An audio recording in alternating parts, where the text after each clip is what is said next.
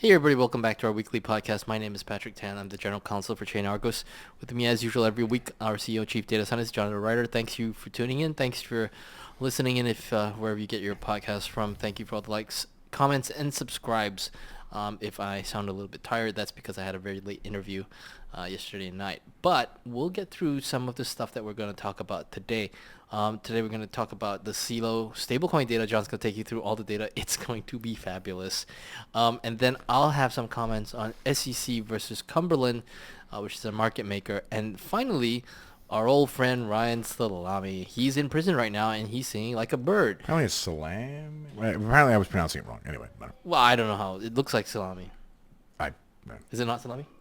Laura Shin was pronouncing it differently. It's a lamb? I don't know. Like asalam? I don't know. Okay. Anyway, we'll tell you a little bit more about that, and that is super dishy, so we'll get to that. But let's leave John to take us through some of the Celo stablecoin data, which he will, and just a little bit of a backstory, what exactly Celo is. This came up on our radar because there was a claim that, and correct me if I'm wrong, basically stablecoin data, USDT Tether specifically was the claim, that there were more active addresses on the Celo blockchain for Tether than there were, like it was catching up to Tron. Okay, so there was a report, and we've got one of the charts from a tweet thing from Artemis about this report, about the Celo blockchain having the second highest number of active stablecoin using addresses, right behind Tron. And then there was some coverage of that. I think it was in CoinDesk. It sort of confused, and it just misquoted or whatever, disingenuously quoted what Artemis had said to suggest that it was Tron, or compared it to Tether on Tron without making clear that it was while there is Tether on Celo, as we'll see, Tether on Celo is not busy, and they weren't claiming it was busy. But so in particular, what we want to look at here, so this is a chart that was presented publicly by the Artemis people on this issue, that's showing number of Celo stablecoin transfers per day. I believe it's averaged per week here, but whatever, broken out daily, and the numbers that fit into a number of different size ranges. And the claim that was made is that this shows that this is organic activity. So we're going to look into this data in some detail using some pretty basic statistical techniques, and we're going to show that these claims are completely false, and that this form of analysis just is ignoring literally the majority of the data. So when they show bars here, actually this bar right here that should get much taller, the real bar with the tiny shrapnel amounts is way larger than any of this. So all that they're presenting is a sort of inaccurate summary of a minority of the data. Well, to be fair, and maybe in their defense, if you look at the transfer bucket legend they have on the right, it goes from 0.1 Oh, no, to they're ignoring the majority of the data. So The majority of the data. Yeah, that's right. They're ignoring most of the data. it's not misrepresentation insofar as it is unrepresentation. Well, yeah, if you draw conclusions from a subset, a minority of the data, okay. I mean, that's an interesting way to approach It's a things. sample size. Not a random sample, right? So what they've chosen the large transactions and concluded the distribution of size among the large transactions indicates that it's real. But the distribution of size among all transactions, or a random sampling of transactions, would show, as we will see, something else. So it's interesting to take a look at. I mean, could you say that it's like let's start Olympic diving, where they knock off the highest and the lowest score and they only take the middle? I mean, yeah, well, again, if you had done that, you would get a different answer as well. As we will see, we're going to use some pretty simple techniques to look into sort of the real distribution of sizes. So this is 4 different stablecoins on the Celo network. Tether, then CUSD is a native Celo-related stablecoin. There is some USDC, I think. Maybe that's wrong. There's an MCUSD. There's a number of stablecoins here. And the key thing to see is that the amounts of these things are totally irrelevant. And then there is some USDT lately, and this is in volume. The amount is relevant, although not for nearly as long a period. But if we look at sort of the number of active addresses, you can't even see the Tether addresses in these charts. The number amounts are so tiny. It's totally dominated by CUSD senders and receivers, and the claim was about active addresses, right? And if we look at the number of transactions, this is the first sort of insight into stats here. We look at the number of transactions per day. You can immediately tell that. So the dark blue is the number of hashes with a transaction of the given stablecoin, and this sort of light green blue color, is the number of transfers. So what that's telling you is there are an awful lot of transactions on which there are multiple transfers of the stablecoin. That's interesting. It could be real. It could be, spam. It could be a number of things. But it says a lot because it means that those transfers were coordinated, right? Literally coordinated because they exist in the same transaction in the same block, right? So they were all signed collectively, or maybe there's one sender, as we will see. That's likely what's going on. So that is already indicative that there may be some oddness here, and that you will also notice that going through into the later period, you're getting millions of transfers per day, much higher totals than they were showing near the end here. Okay, so this focuses specifically on CUSD because, as we just established, CUSD is the only relevant stablecoin. And you can see, there's volumes over a period of time. It's grown lately, but really, it's the number of active addresses and the number of transactions that have started to explode lately. It's possible that these explosions are for real economic reasons, that they're for spam reasons, they're for whatever reason. This is establishing that it is definitely true that something has occurred here with a significant increase in number of transactions and number of active addresses, even if not necessarily in volumes. I mean, the volume here is the same as the volume here broadly, right? This is from late 2021. It's a long time ago. And there were far fewer addresses active at that time. Okay, so the first thing we're going to look at here is the largest senders and receivers of the token to see if we can get a sense for what's going on. So as usual, the null address is going to be the largest. The coins are being minted. This is a DeFi product, so large numbers of small mints don't necessarily mean anything bad. And you can see hundreds of thousands here and amounts and whatnot sending. And these all look like huge amounts. But now, instead of sorting by the amount that's been sent, used by these addresses, we can start to see there's something fishy when we look at the busiest senders. So you look here, you see again, ignore null, it's always the busiest for these kind of things. Millions, hundreds of thousands. But then look over in the right column. Yeah. So this guy here is 1.5 million transfers, $400 million total. Okay, those are not huge transfers, but there's something. This guy's 3.7 million transfers for $14,000 total, right? So those are clearly not economically meaningful transactions, right? This person's 1.2 million transfers for $1,700 total, right? Those are not economically meaningful transactions. So we're going to be taking a look at statistics on the small size of things to see what's real. Again, these addresses look real. This looks like spam. And as you scroll down, you get lots of spam here, and these are real. These are just anecdotes. You need to analyze this at a higher level to make some real conclusions. So this is a good way of looking at those conclusions. Okay, so we're going to use concept of a percentile. So anybody that's got kids or remembers going to the pediatrician or has taken standardized tests recently should be familiar with percentiles. So the 50th percentile is the value where 50% of the samples are below, right? So it's the median. Right, so if we have a bunch of stable coins and the 50th percentile transfer size is $3, it means 50% of the transfers are $3 or smaller. Right? If the 25th percentile is $3, it means 25% of the transfers are $3 and smaller. Right? The 95th percentile means 95% of the transfers are $3 and smaller. So this is a great way of getting a sense for the breadth of things. It's nothing to do with the average. Right? The 50th percentile is, if you sort them from smallest to largest, the value in the middle. The average is the total amount divided by the number of transfers. So for natural-looking things, for things that have sort of normal distribution-looking distributions of sizes, the median, the 50th percentile, and the average tend to be similar. Other times they're different. Okay, so this chart here, what you have in green is the average size per day of CUSD transfers, the average size per day. What you have going from the brightest blue up to the darkest blue, so these are 5th percentile and I think 10th percentile values. These are, here's the 25th percentile, 50th percentile. So these blues are low percentiles, and then these really dark values are high percentiles. So what you're seeing here is that, and this is on a log scale. We'll see why we have a log scale in a second, because right here, this dark blue line is the 25th percentile. And the value here is still below 1 cent. So it's saying on this date, at least 25% of the transfers were for less than 1 cent. Right? So we see here, this is the 25th percentile on a different date. That's a median size. Okay, so that's a 50th percentile. So 50% of the transfers on that date were $5 or less. 50% were $5 or less. What you're noticing here, the average is up here around the 90th and 95th percentile, right? So that's telling you that almost all the transfers are for irrelevantly small amounts compared to a small number of big transfers. A very, very simple example. Say there are 20 transfers total.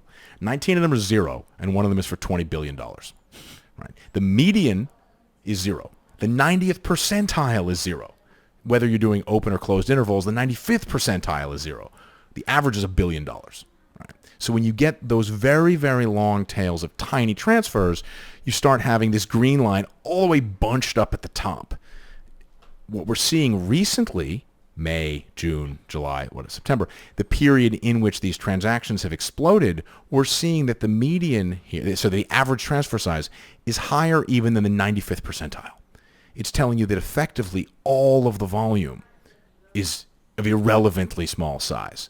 So this log scale, this is $1, so this will be, order of magnitude lower. So this is the 25th percentile is already several orders of magnitude below a cent. So that's noise. That has to be spam. We're going to look in a little more detail in a second, but that kind of has to be spam. This chart looks a bit busy, so we're just going to do the same thing but monthly. It's really, really clear now. You can see the average taking over way above where even the 95th percentile is average for the month. Here, the 95th percentile transfer size is 1 cent. So 95% of the transfers are 1 cent or smaller. The average transfer size is $7. Right. So that's telling you a tiny fraction of what's happening here is dominating in aggregate the volume that's transferred.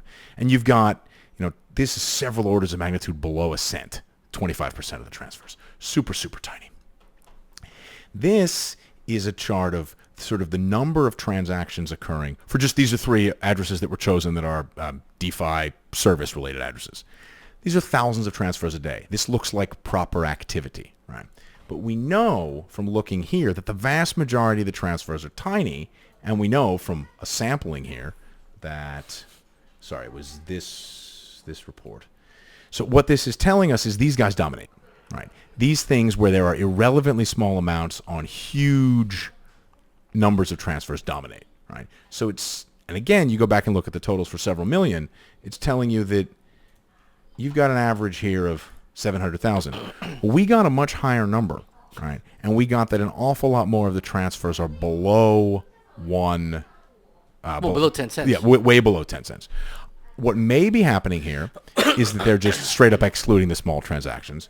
What also may be happening is they're looking at the sum of the values across a transaction hash and not accounting for the individual recipient addresses, right? So I don't know which of those two things is going on. I don't have access to their raw data, but this isn't right. And you can see clearly in the data. It's misleading. It's extremely misleading. Yeah, so if what they've done is they've simply added up the transfer amount within the hash, not per transfer, then they're probably miscounting the number of recipient addresses relative to the transaction sizes. So there's probably a mistake in there somewhere. I'm not exactly sure. But this data is incredibly compelling on the percentile analysis here, that most of the transactions are of irrelevantly small size. I mean, literally most of them, because this right here is the 75th percentile, which says 75% or more are below that size. This is like a 23andMe chart. I mean, there's this sort of presentation style is probably used for lots of things. So this is a great way of analyzing distributions and getting a sense for whether things are heavily right-tailed, left-tailed. When you have evolution over time and you don't know how to, have too much data to, whatever, a complicated 3D chart that's usually very easy to make look good once you know the answer, but hard to find the answer.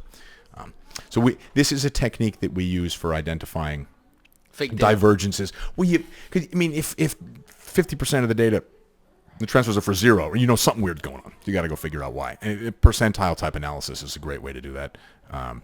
There's lots of other tools you can use, but this is a pretty standard statistical thing. So that's the summary on that one. I'll go back to the big. I'm on the wrong monitor. There we go. So, all right, switching gears a little bit. So if people have ideas for things to look at, please feel free to send us, because it's in the comment section. It's super straightforward for us to run this analysis. You just select those fields. So, We said we would talk a little bit more about SEC v. Cumberland. We have the complaint here. And before we begin on that, let me tell you what the Howey test is. Where'd you put your... the- oh, here yeah. you go. Sorry. So the Howey test, let's just get that right off. It is an investment of money. There is an expectation of profits from the investment. The investment of money is in a common enterprise, and any profit comes from the efforts of a promoter or third party. Now, so what did Cumberland... Well, so the Howey test is one way in the U.S. of establishing Yeah. that something This is is a a security. That something doesn't pass the Howey test doesn't mean it's not a security, Yeah. but if it passes the Howey test, it is a security. Is a security. That's right. So what what is the complaint in Cumberland? Now, the complaint in Cumberland is a little bit different and a little bit more interesting. So then what we've seen the SEC make in terms of arguments as to whether something is a security or not. Well, so the SEC normally historically has gone after things like exchanges Yeah. and things like Token projects. issuers, yeah. Well, things like issuers, exchanges, or exchanges. Right, those are the two types of people they've gone after. This is a case where they're going after someone exclusively for broker-related type problems. So it's different in that sense. Yeah. Not surprising it would be a different set of facts. So in this case, Cumberland offered its customers a UI and a UX and like a trading screen to trade these things. And so the customers would have an investment of money. They did expect profits from the investments because Cumberland itself put out research reports explaining why they thought... Well, yeah, I think you're giving the punchline too early, but okay. Yeah. Yeah, I mean, explaining why they thought the value of these tokens would go up. And then there was a common enterprise because that's what the whole scheme was. And the profit comes from the efforts of a promoter of a third party.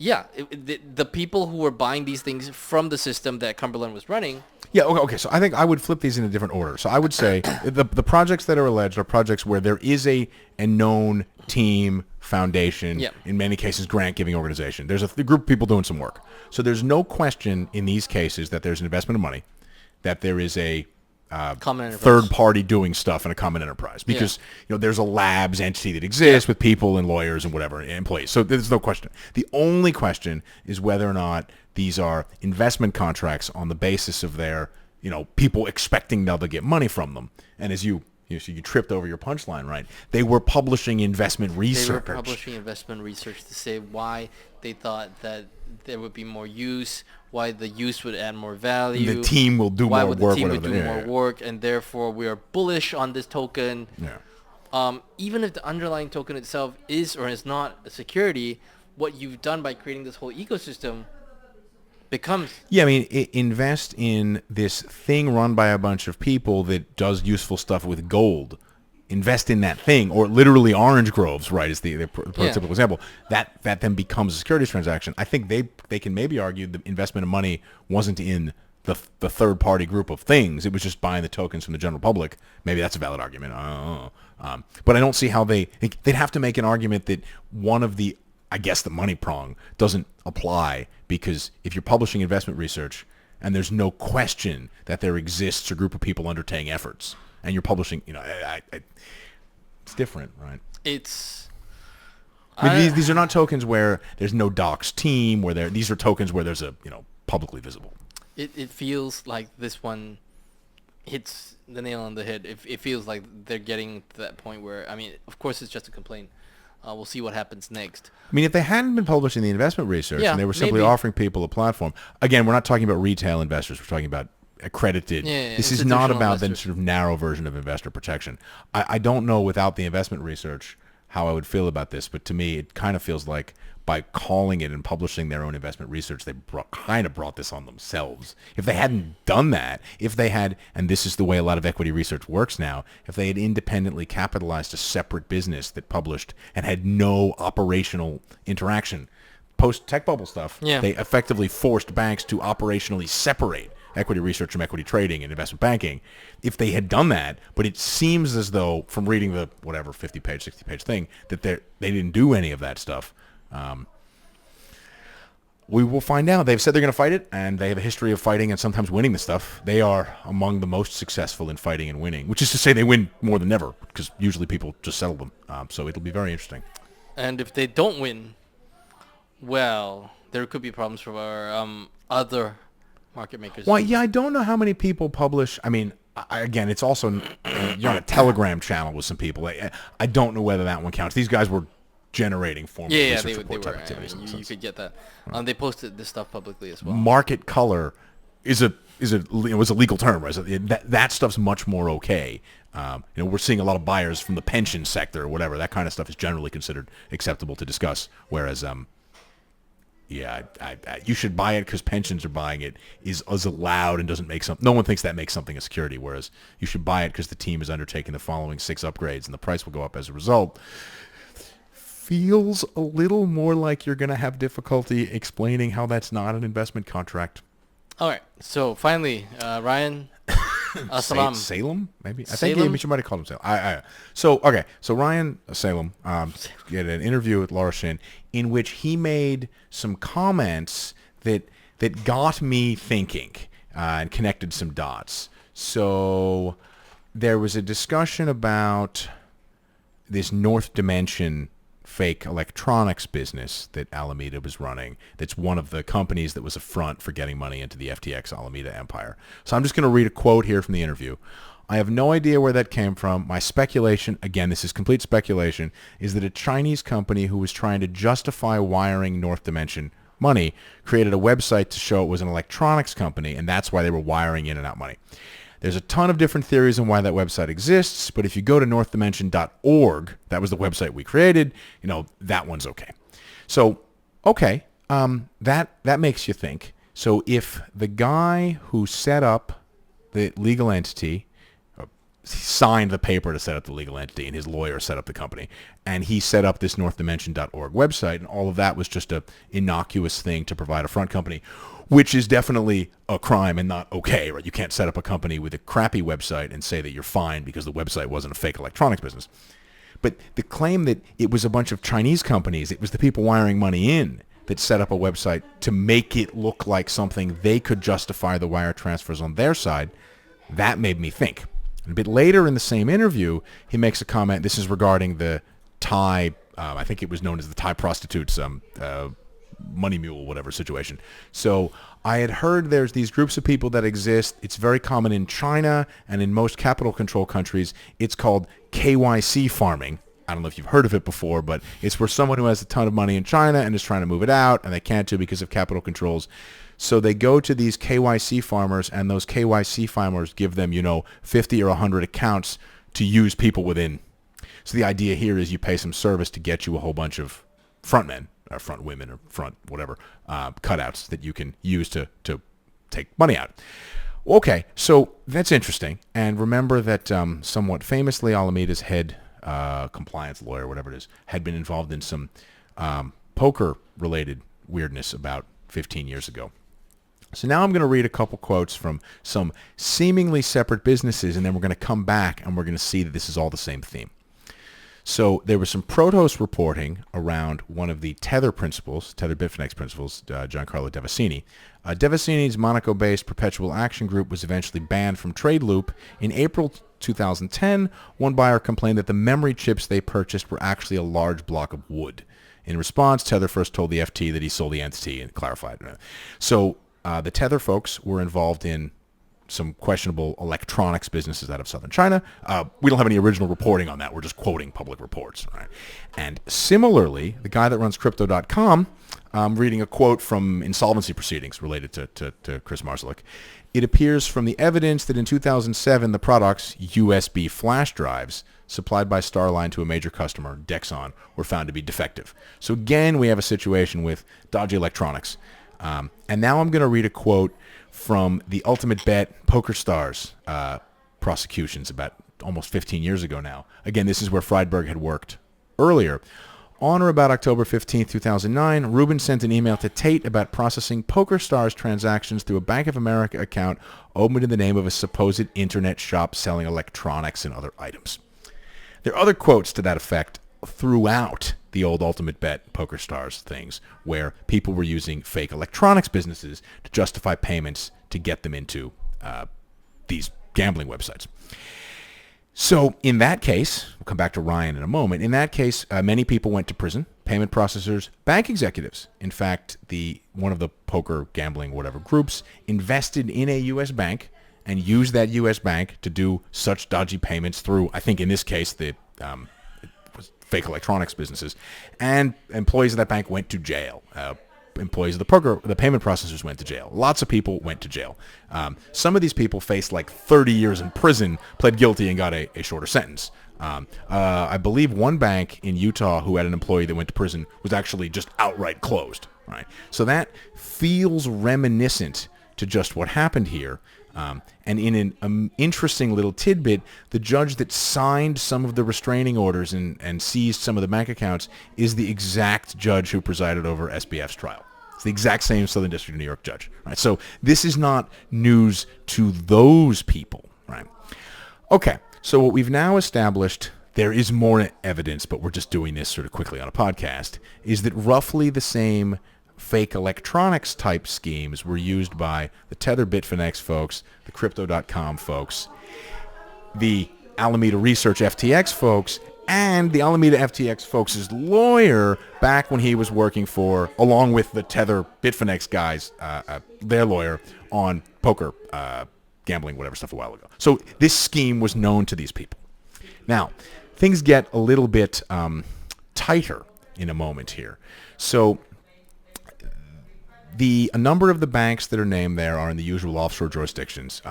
You can find the documents. Maybe we can post them. Maybe we won't. But they're public. Banks in Luxembourg, Malta, Hong Kong, various parts of the Caribbean, and then middle of the United States, Iowa, Illinois, small banks. Very similar to you're seeing with a lot of the crypto payments these folks are related to. Sometimes they're with Citibank London and HSBC somewhere, but often they're with HSBC Luxembourg or BNP, in second-tier versions, smaller jurisdiction versions of large banks, or banks in Iowa and Illinois that people haven't generically heard of outside of that area are pretty small. Okay, and there's a lot of activity in the Midwest. So let's begin to connect these things a little bit more closely. The Poker Stars guys, right? So the guy that owns Deltec, his son played in Poker Stars tournaments in the Bahamas, right? Jean-Pierre Chalopin. He's the one who legally owned part of that bank in Washington State through the Maryland vehicle that got shut down. He was a Poker Stars player at the same time as a Chinese former professional poker player who lives in Las Vegas. His home address is actually on some court filings, and who is the president, secretary of a number of Huobi-related entities in Nevada and has been for years. Played in similar tournaments, Poker Stars, same time, right? So we've completely closed the circle here. That same guy is also involved in a Stable Technology Inc. that was one of the Stable Universal, I think, service providers for the Justin Sun related stablecoins. And this is way before Justin Sun bought Huobi, right? Way before Justin Sun bought Huobi. All the same collections of people.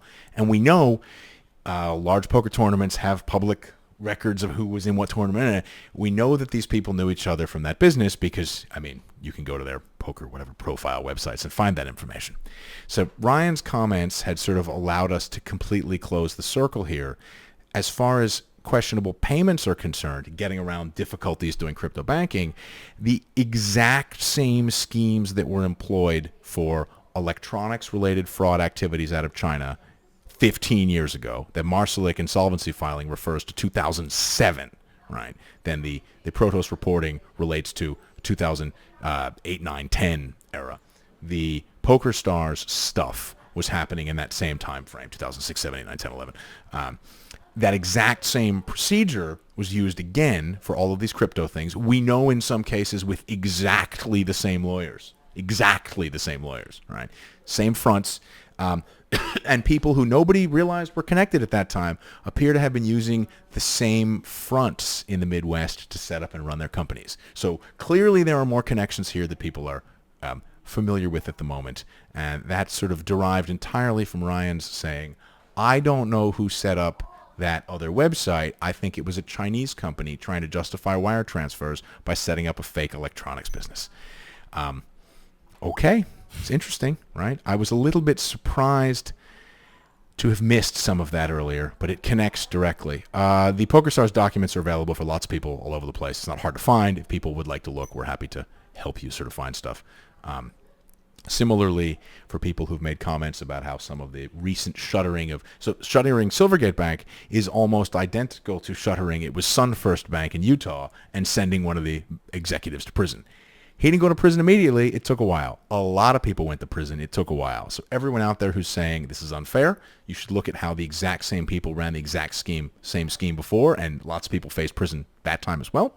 And it took a while. The stuff was seized. Arrest warrants were put out. People were charged. And they went after an awful lot of people all at one time. And clearly that was a long process. Here you've got more components that are, I think, somewhat less coordinated, right? People make comments about Crypto.com and Binance and whatever maybe being similar companies, but these are all clearly not literally the same business. Yeah. No one thinks that Tether is literally Crypto.com. Right? That's not.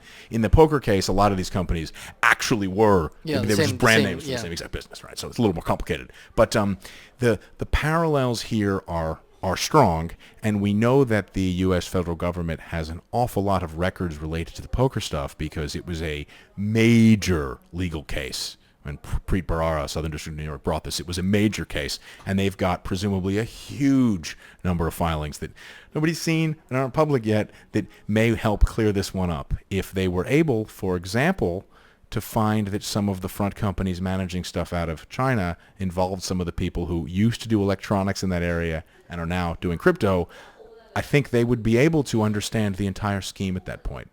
And we would recommend, if anybody in that area is looking, that they maybe take a look and Control F through files that, we don't have access to your unreleased. No. But I think it's fair to say there's a good chance there might be some matching stuff in there. Have a look. You also have access to the state of Nevada, Colorado, Idaho's records, and you can probably find matches we can't. So it may be easier for you to do some of this than you think. And it's the same judge, so I'm sure he'll be happy to extend search warrants and seizure orders that have his own signature on them from 15 years ago. And there you go. On that note, thank you for tuning in. It was a long episode today, so a bit of bonus content for you. We will see you again next week. Have a great weekend. Bye-bye.